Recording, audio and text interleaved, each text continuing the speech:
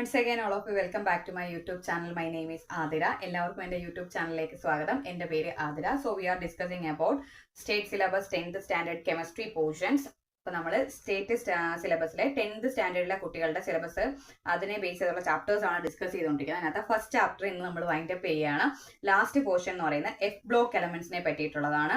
F block എലമെന്റ്സിനെ പറ്റി പറയുമ്പോൾ ഒരുപാട് ഡീറ്റെയിൽഡ് ആയിട്ടൊന്നും നമുക്കത് പഠിക്കേണ്ടതില്ല. ജസ്റ്റ് ചില കോമൺ ക്യാരക്ടറിസ്റ്റിക്സ് ഒക്കെ പഠിച്ചു വെക്കേണ്ട ആവശ്യമേ എഫ് ബ്ലോക്ക് എലമെന്റ്സിനെ പറ്റിയിട്ട് ഉള്ളൂ.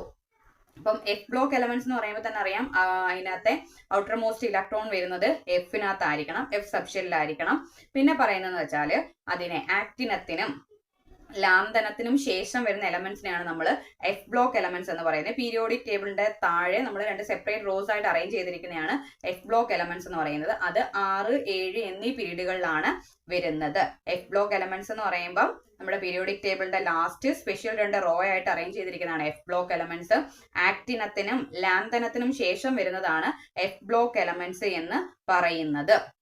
അത് 6, 7 പീരീഡുകളിലാണ് വരുന്നത്. ആക്ടിനോ ആണെങ്കിൽ 6, ലാന്തനംസ് ആണെങ്കിൽ 7, ഈ ഒരു ഓർഡറിനകത്താണ് അത് വരുന്നത്. ഇനി അവരുടെ കുറച്ച് കോമൺ പ്രോപ്പർട്ടീസ് എന്ന് പറയുമ്പോൾ ഫസ്റ്റ് വൺ എന്ന് പറയുന്നത് ഡി ബ്ലോക്ക് എലമെന്റ്സിനെ പോലെ വേരിയബിൾ ഓക്സിഡേഷൻ സ്റ്റേറ്റ് കാണിക്കുന്നതാണ് എന്തെന്ന് പറയുന്നത് എഫ് ബ്ലോക്ക് എലമെന്റ്സും. ഇപ്പം ഡി ബ്ലോക്കിനെ പോലെ തന്നെ വേരിയബിൾ ഓക്സിഡേഷൻ സ്റ്റേറ്റ് കാണിക്കുന്നതാണ് എഫ് ബ്ലോക്ക് എലമെന്റ്സ് എന്ന് പറയുന്നത്. സെക്കൻഡ് വൺ എന്ന് പറയുന്നത് അതിനകത്ത് ആർട്ടിഫിഷ്യലി മെയ്ഡ് ആയിട്ടുള്ള എലമെന്റ്സ് ആണ്.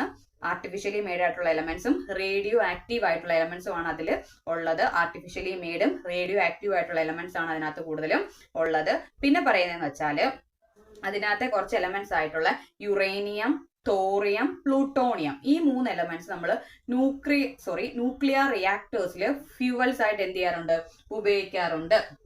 യുറേനിയം, തോറിയം, പ്ലൂട്ടോണിയം, ഈ 3 എലമെന്റ്സിനെ നമ്മൾ ന്യൂക്ലിയർ റിയാക്ടേഴ്സിനകത്ത് ഫ്യൂവൽ ആയിട്ട് യൂസ് ചെയ്യാറുണ്ട്. ലാസ്റ്റ് വൺ എന്ന് പറയുന്നത് പെട്രോളിയം ഇൻഡസ്ട്രീസിൽ നമ്മൾ അതിനെ എന്തായിട്ട് കാറ്റലിസ്റ്റ് ആയിട്ടും യൂസ് ചെയ്യാറുണ്ട്. ഈ എഫ് ബ്ലോക്ക് എലമെന്റ്സിനെ എന്താണ് പെട്രോളിയം ഇൻഡസ്ട്രിയിൽ കാറ്റലിസ്റ്റ് ആയിട്ട് നമ്മൾ യൂസ് ചെയ്യുന്നത് എഫ് ബ്ലോക്ക് എലമെന്റ്സ് ആണ്. അപ്പം എഫ് ബ്ലോക്ക് എലമെന്റ്സിനെ പറ്റി ആകെ ഇത്രയേ ഉള്ളൂ നമുക്ക് പഠിക്കാൻ. വലിയ ഡീറ്റെയിൽഡ് ആയിട്ട് ഒന്നും തന്നെ പറയുന്നില്ല. ആക്ടിനത്തിനും ലാന്തനത്തിനും ശേഷം വരുന്നതാണ് F block elements. Special row ആയിട്ട് പീരിയോഡിക് ടേബിൾ അറേഞ്ച് ചെയ്തിരിക്കുന്നതാണ് എഫ് ബ്ലോക്ക് എലമെന്റ്സ്. പിന്നെ അത് 6, 7 ഇങ്ങനെ റെസ്പെക്റ്റീവ് ആയിട്ടാണ് ആ പീരീഡ് വരുന്നത്. എഫ് ബ്ലോക്ക് എന്ന് പറയുമ്പോൾ തന്നെ അറിയാം outer most subshell electronic configuration വന്ന് നിൽക്കുന്നത് എഫ് ബ്ലോക്കിനകത്താണ്, എഫ് സബ്ഷെല്ലിലാണ്.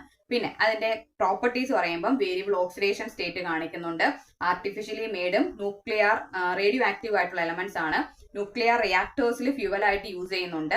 പിന്നെ പെട്രോളിയം ഇൻഡസ്ട്രിയിൽ നമ്മൾ കാറ്റലിസ്റ്റ് ആയിട്ട് യൂസ് ചെയ്യുന്നതും എഫ് ബ്ലോക്ക് എലമെന്റ്സിനെയാണ്. അപ്പൊ നമ്മുടെ ഫസ്റ്റ് ചാപ്റ്റർ ഇന്ന് നമ്മൾ വൈൻഡ് അപ്പ് ചെയ്യാണ്. ഞാൻ പറയുന്ന കൺസെപ്റ്റുകൾ നിങ്ങൾക്ക് ക്ലിയർ ആവുന്നു എന്ന് കരുതുക. കൂട്ടുകാരിലേക്കും കൂടെ ഷെയർ ചെയ്യുക, സപ്പോർട്ട് ചെയ്യുക. നെക്സ്റ്റ് ക്ലാസ്സിൽ വീണ്ടും കാണാം. താങ്ക്